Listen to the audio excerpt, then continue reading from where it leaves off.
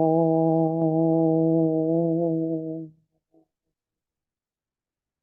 Om Sahana Bhavatu Sahano Bhunaktu Saha Viryam Karavavahe Tejasvinavaditamastu ma Vidvishavahe.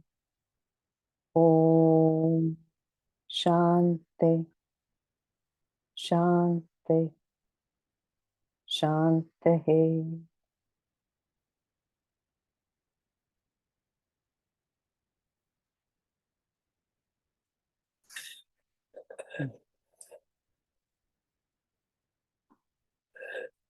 Hari.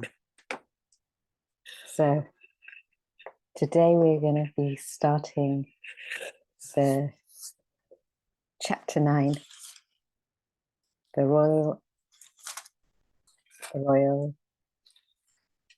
knowledge, the yoga of the royal knowledge and royal secret. So Raja Vidya, Raja meaning kingly state, that state of royal, Vidya, knowledge, Guya, knowledge, royal secret, Guya meaning secret.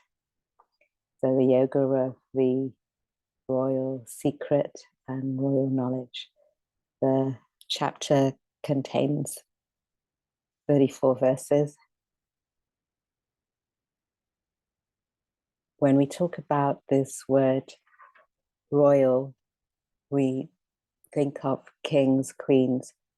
In actual fact, the best of the best, the privileged of the privileged, the highest of the highest. Nowadays, it might not mean that, but that's the tradition. So royal, it's got some status. Royal knowledge, royal secret. In the tradition, old tradition, in the kingdom, there would be rishis, Raja and rishis. That was a tradition. So the kings, queens would rule the world. The rishis were the spiritual counselors, not the same as today, but that's the tradition, the old tradition, who would offer knowledge to, in the kingdom, to the king, to the queen. And they would use that knowledge for the best interest of raising the whole. But nowadays, the whole thing is misconstrued. And this royal knowledge is a secret because perhaps the people kept it to themselves in some sense because they didn't know how to express it. In another way, they kept it to themselves because they didn't understand it. But the fact that it's a secret is that it's not known to the everyday person, and it's not supposed to be deliberately kept from anybody. It's just the fact that you don't pick it up, that it becomes like a secret. So the idea was that this knowledge, when it says royal, the yoga of royal knowledge and royal secret, was given to adhikar, those people who were qualified to hear the knowledge, because only when you're qualified, you've done a certain amount of work on yourself, will you be interested to look at this knowledge. And you'll be able to receive it and take it. But on the whole, that's not so. So it's like it's a secret. So it's never deliberate. The reality is it's for everybody, but who can take it? So you have to be qualified. You have to qualify yourself in your own mind, in your own thinking. Therefore, as that's not the case in society as a whole, few people know this knowledge, learn this knowledge, and it's kept to very few. And those who communicate it don't necessarily communicate it properly. And in a way, it's not a bad thing if it's not communicated properly, because where this type of knowledge is not communicated well or properly or looked into, people start getting attached to their ideas, and instead of creating unity, they create division.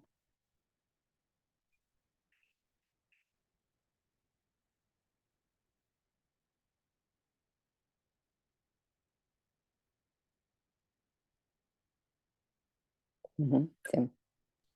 Can you just remind me of the history? Is Arjuna a royal personage? Is he? Yes. So the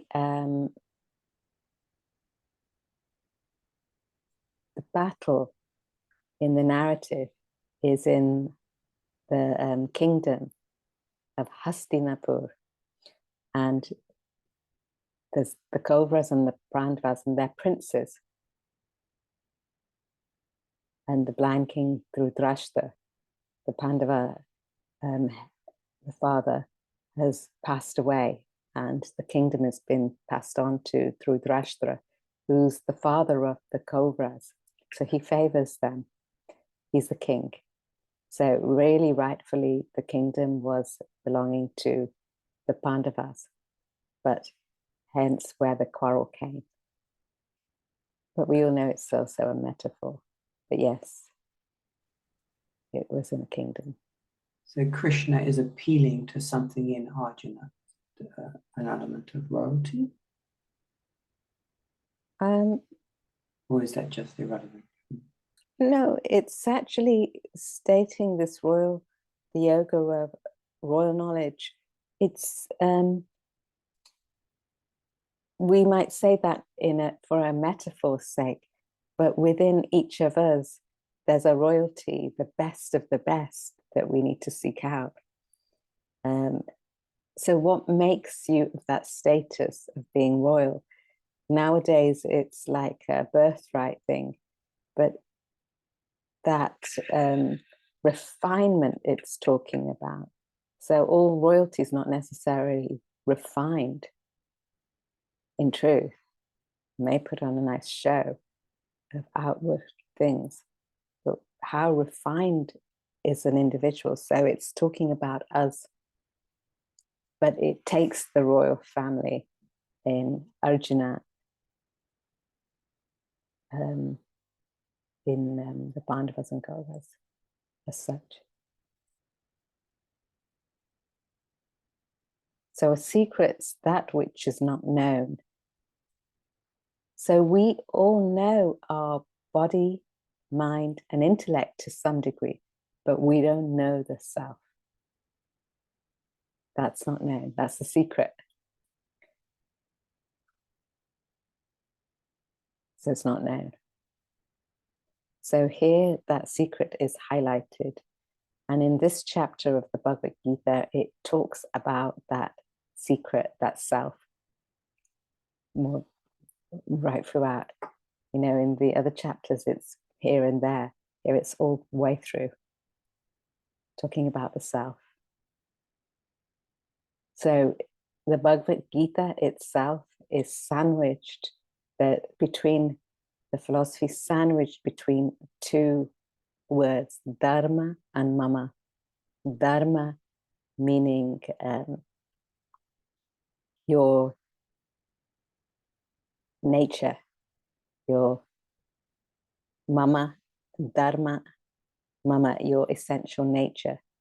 So all the philosophy is sandwiched between that, and what we're to get to is what is our essential nature.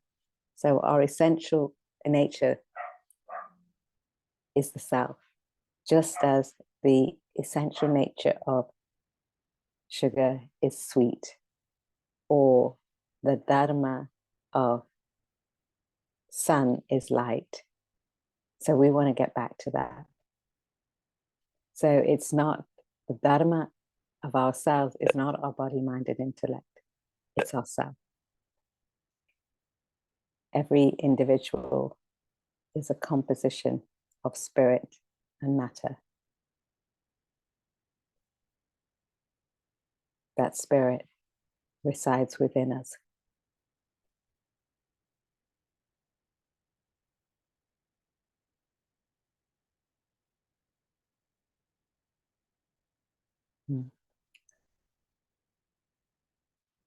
So everybody in the scriptures, all the masters are talking about that self. You are that Brahman, that Brahmaste. You are that God. And if, say, for instance, today a Krishna or a Christ comes in front of you, Muhammad, we wouldn't know the difference. So the way to recognize that self within us is to evolve ourselves.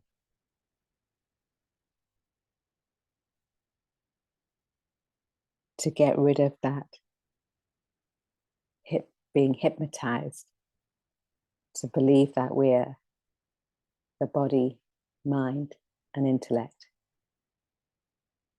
So even if a God came in front of us, it can't change our view of our attachments to our body, mind, and intellect. We've spent our whole life doing that. So this knowledge is to help us get out of that vanity that we are the body, mind, and intellect. So it's a process. It's just to revolutionize your thinking.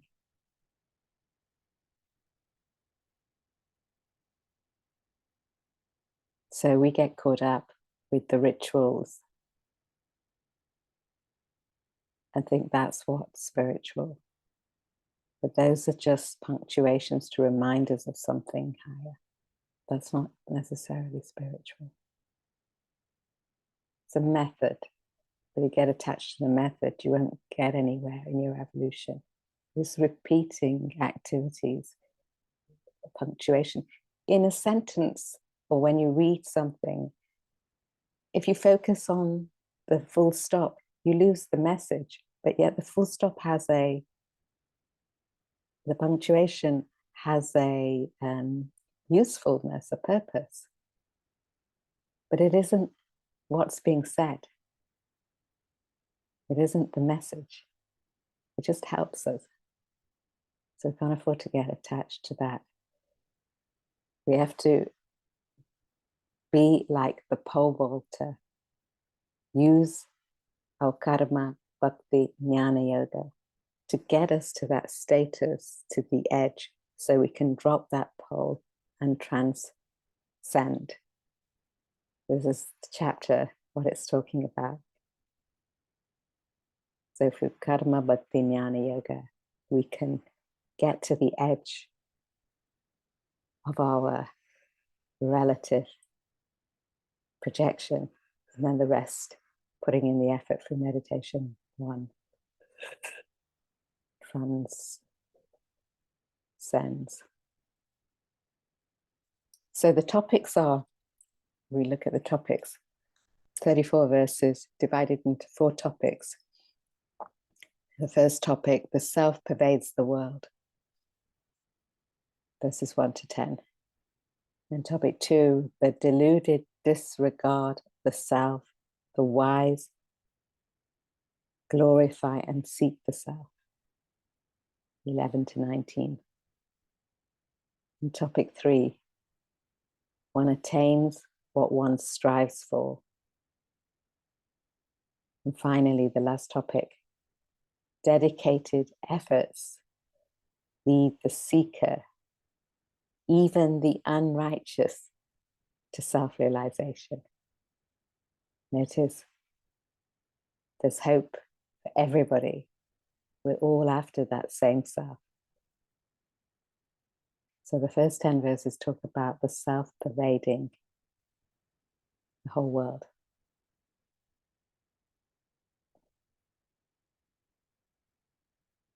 So the world that you experience is nothing but Atman and Brahman.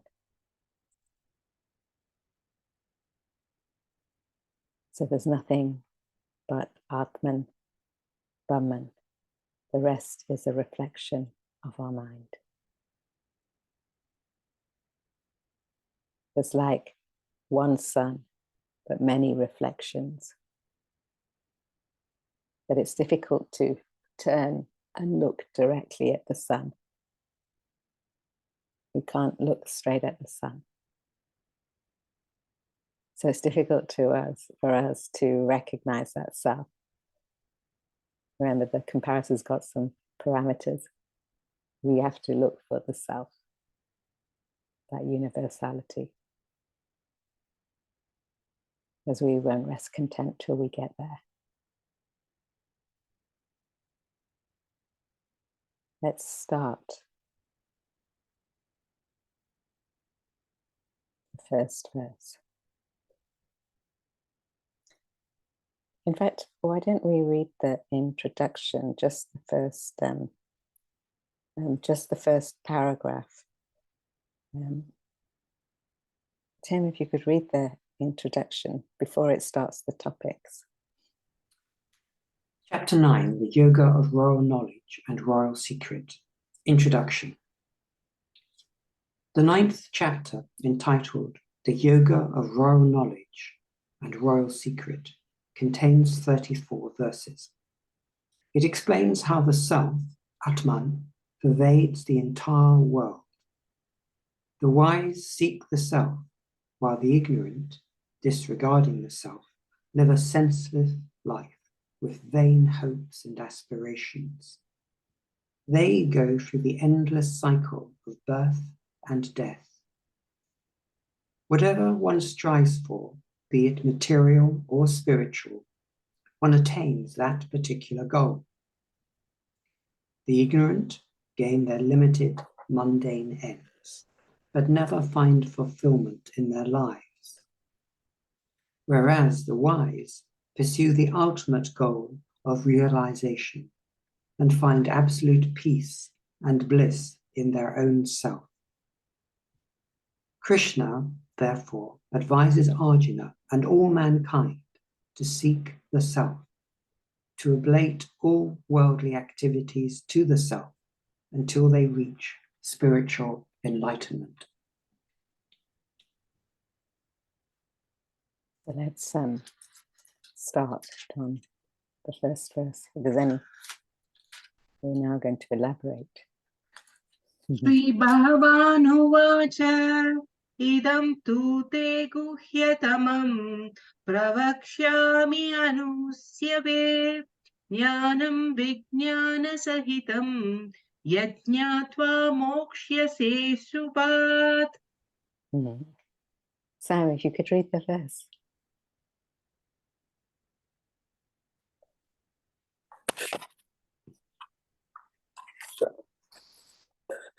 Verse 1. The Blessed Lord said, "To you who does not cavil, verily I shall declare the greatest secret, knowledge together with wisdom, which having known, you shall be free from evil."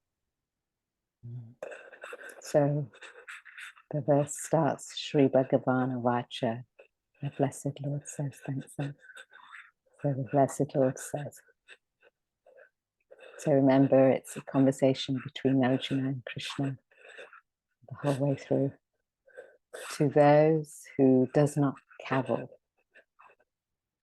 this word cavil, does not slight. So it doesn't talk ill of the knowledge, isn't in any way condemning or questioning in a way that's not productive. There's probing in a way that's to criticize rather than to think. You see, you might be looking at the knowledge and only to condemn it, to say mine is better than yours or something like that, or you poo-poo it. But rather than doing that, take it on board, reflect on it.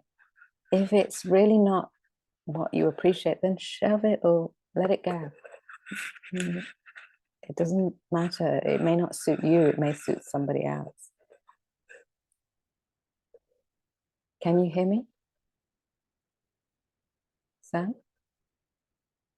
I think your microphone is moving against your clothes and it's making this Got it. tickly noise. There's not much I can do about that for the moment. Apologies. Let's try and hold it.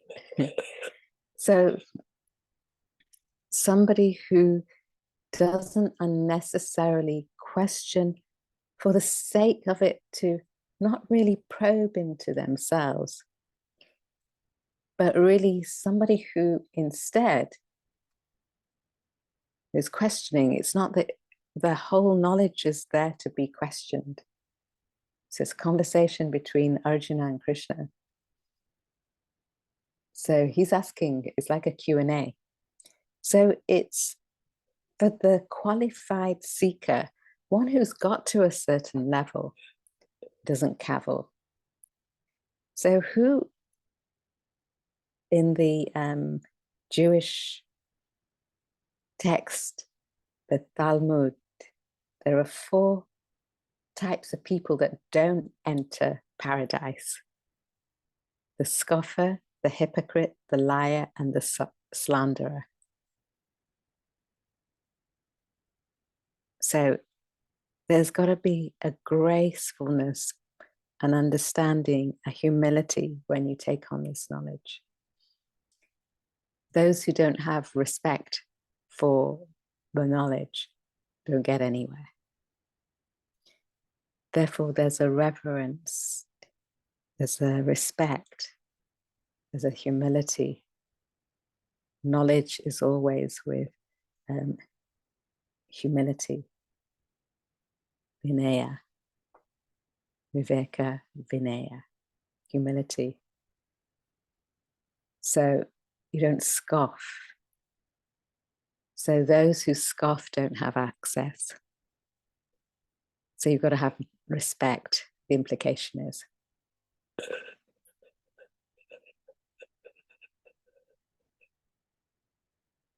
So as one pursues this knowledge, you get over the stresses and strains of life. You get freed up from your sorrows, your agitation. So who is the qualified teacher? That's what it's none of those 4. That's what we have to think. What qualifies you? Let's read the verse. Show you. Paralji, just to say, you don't have to hold your microphone. Don't worry about that. But perhaps if you open them or untangle them, then you might not need to hold it. It's okay, Karen. Okay. It's nothing much we can do for the moment. Krishna begins the chapter by offering to impart the greatest secret to Arjuna, the knowledge and wisdom of self.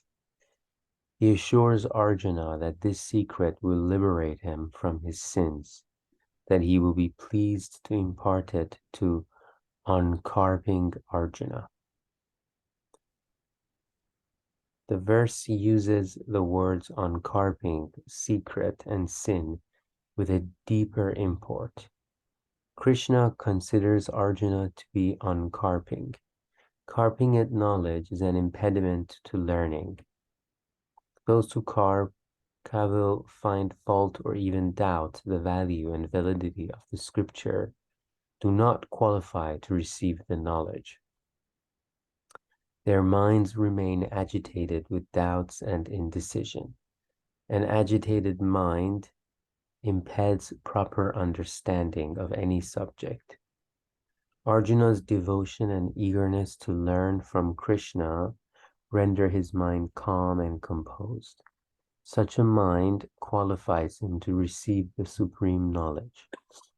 Krishna feels enthused to impart the knowledge of self to Arjuna. So at different stages, you may not understand. You may denounce this type of knowledge because you've not had that access or discipline to delve into it. So sometimes it's hardly surprising that you can't take it on board, this type of knowledge. But in order to take something, you've got to have that calm mind already prepared to some extent, or that inquiry to explore what this is about. If you're preoccupied in your worldly activities, it's very difficult to do that. And the mahat, the mass, actually are going in the opposite direction. So because of the misunderstandings, there can be lots of negativity towards this type of knowledge. So it's not talking about that type of person, because you won't get anywhere. Not because it's kept from them, just because you can't sit quietly and reflect. Nobody says you have to agree with the knowledge, but you've at least got to give it a chance. And you can only do that if you've got a relatively calm, focused mind to want to know. Otherwise, you don't get it. It's like trying to explain sattva to a rajasic person. They don't see the point. They can't see why will you not chase your desire to get the result, possession. They don't see the outcome which could keep them in agitation. They actually think you're foolish to do it the other way around. You have a mindset of not focusing on the fruit of action.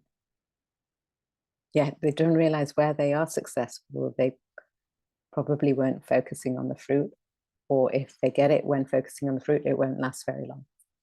They don't see that. So it can't be explained to one who's in a particular predicament. It's like banging your head against the wall. But one who's prepared, ready to take the knowledge, doesn't cavil, carp. It doesn't mean you're silent and you don't question. You've got to question, but with the right intention. Okay. This is using two words, carp and cavil, which are quite rare in contemporary English. To carp is to complain. To cavil is, sometimes we say quibble, but that is also odd. But it also means to object to minor points without seeing the totality of the truth. You keep nibbling away at what's unimportant. So just wanted to share with everyone the carp and the cavil are unusual words in modern English. So what you've described would be like a tamasic intellect, just latches on to one point but doesn't see the whole picture. We've not got there yet to chapter 18 where it does personality chart. Yet some of you I know have done it. So, and in the morning prayer we recite, not the morning prayer that begins the class, there's something in that too, isn't there, about may we not be disputatious. Exactly. May we enjoy together. Om sahana bhavatu sahana bhunaktu sahaviryam karavavahe tejasvi. May we become brilliant. May we enjoy together. So then carp or cavil become brilliant instead. Exactly. So, and sometimes this knowledge is tricky. So you might get hooked on one point and start digging into it. So that one doesn't qualify. So you got to acknowledge that. Let's read it a bit more.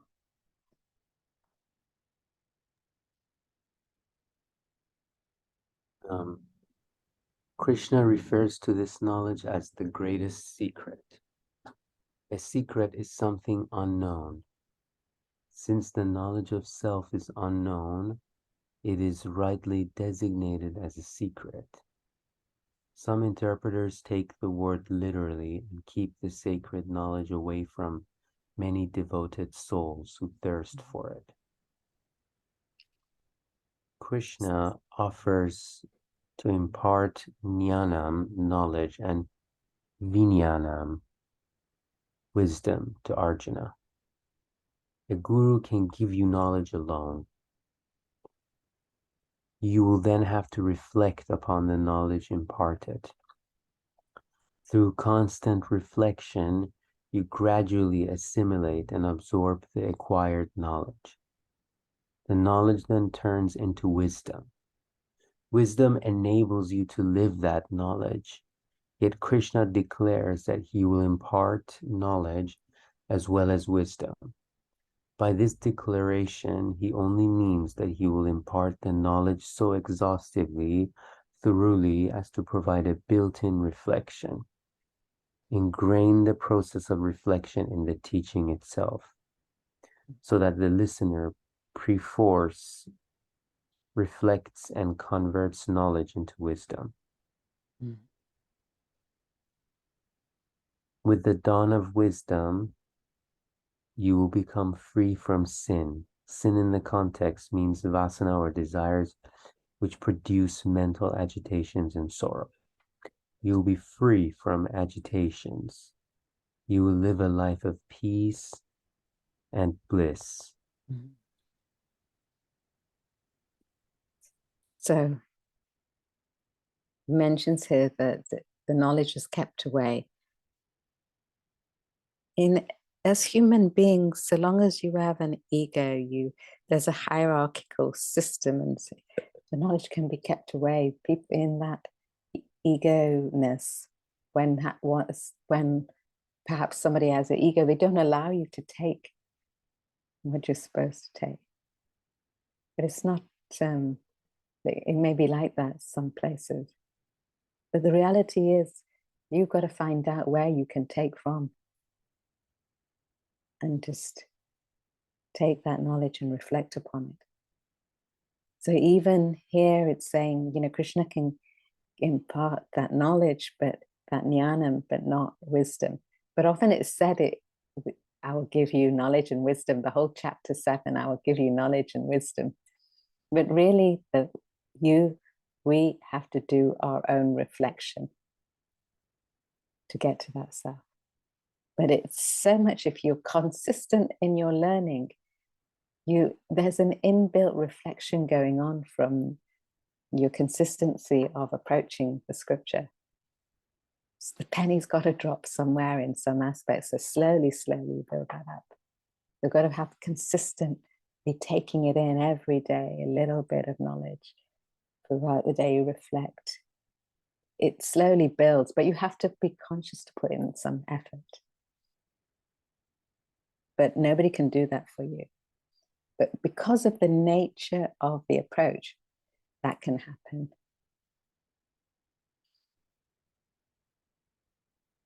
You begin to refine your vasanas.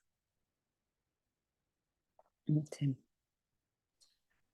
And you mentioned right at the beginning that the Gita, the first word and the last word, Dharma Mama.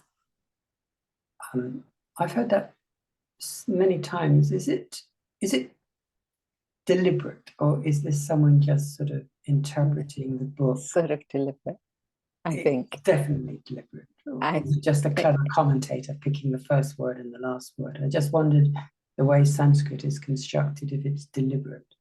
I'm not sure of the construction, but it appears to be deliberate. Dharma Mama, my essential nature. Sometimes you see the methods, quite right for asking, the methods of the scriptures, the way things are offered out. There's so many different approaches. You see, Dharma Mama, and everything in between is the way to get to Dharma Mama. If you can get to it by Tattvamasi, if you can get to it by Om, we chant Om at the beginning of the invocation. Om Sahana Bhavatu. If you're already at that stage, you don't have to go past. We chant Om at the end, Shanti, Om Shanti Shanti. So there's different constructs and methods for different levels of students to get to it. So if somebody recognizes Dharma Mama, right, finished, don't need the sandwich in between, don't need the filling. I don't know if it's deliberate, but it seems very much so. So does the same trick occur in particular chapters? Like, can you find chapters in the Gita, which the first word of the chapter and the last word of the chapter somehow summarize the chapter? So talked about. I'm not sure. Okay. Thank you very much. There is in the Upanishads the very clear method of where you start with a cryptic aphorism. Aham Brahmasmi. You might start with, then it gets a little bit more elaborated to a verse. Then it gets more with the commentary. Then if you can't understand it through that, you gain, it's through stories, Puranas, parables. Then if you don't get it through that, you get it through bhajans, hymns, or when it's really not thinking, you get it through commandments. If you do this, that will be the consequence. If you do that, that will be the consequence. So for a non-thinker, they just give an instruction. So that's the gradation of the student of how it works, that who's approaching it. And very much now in the society, unfortunately, people are not thinking. So the prevalence is of commandments, and nobody wants their mind to be hit with do this and don't do this. But so there is a method in the whole technique of how to get there, catering to different people. What the different codes are in different scriptures, I'm not always sure. But that's the general tradition. It's offered in the Vedanta treatise, often in Bhagavad Gita, it's offered in the Upanishads, very much so. You can see it when you know it, that structure. But yeah, you have something. I mean, just answering to Tim's question, the whole Bhagavad Gita is being narrated by Sanjaya to Dhritarashtra. Dhritarashtra, the father, cannot see, so he doesn't know what's happening in the field. So Dhritarashtra starts that first verse of Dharmakshetre Kurukshetre.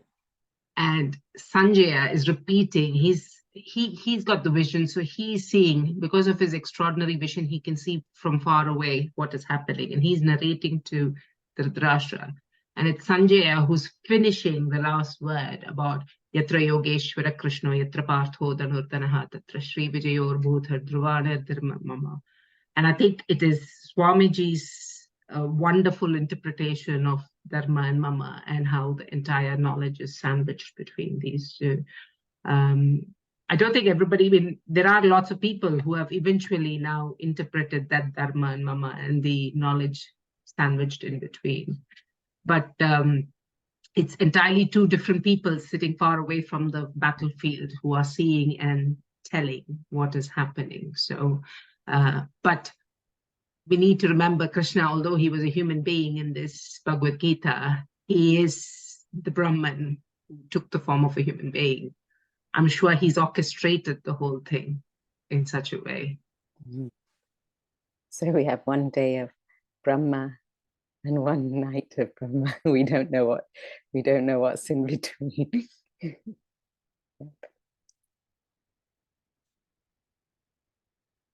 So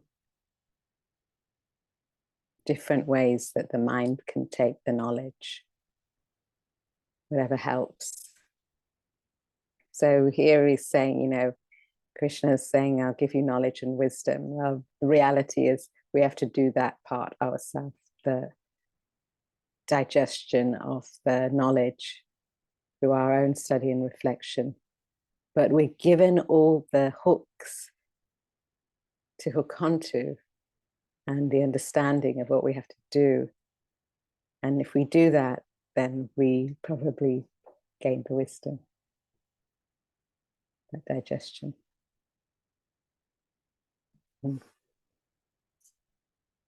Let's stop here.